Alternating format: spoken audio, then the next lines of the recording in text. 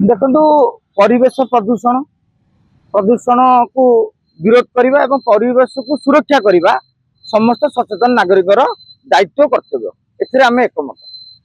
Traffic सुरक्षा साधारण नागरिक माने नियम मानिबा एथिरे हमर द्विमत नाही, यह भी ठीक। किंतु पॉल्यूशन कंट्रोल ना रे पॉल्यूशन कंट्रोल सर्टिफिकेट ना रे भांडामी को बर्दास्त करा जाई परिबो नहीं। केवल कौन गाड़ी जो परिवेश प्रदूषण होची, परिवेश प्रदूषण पाई अनेक कारक रही।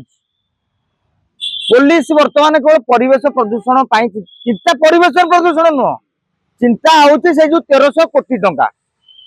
आमर सरकार गोटे कथा, जदि आपण पाखे टंकार अभाव रही गोटे जोड़े योजना कमी दिंतु किसी मतलब नहीं।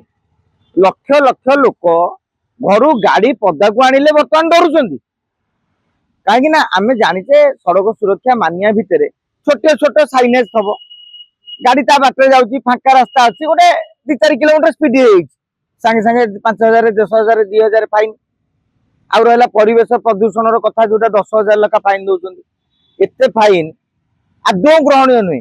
कहीं आपड़ कहते BS6 इंजिन आसला BS6 इंजिन आसला प्रदूषण कड़े कमियो बोली से इंजिन आइला। से इंजिन गाड़ी वाला देखिए पुराना गाड़ी इंजिन गाड़ी जार था से बिक्री कर पारानी कारण मार्केट ताको चलानी।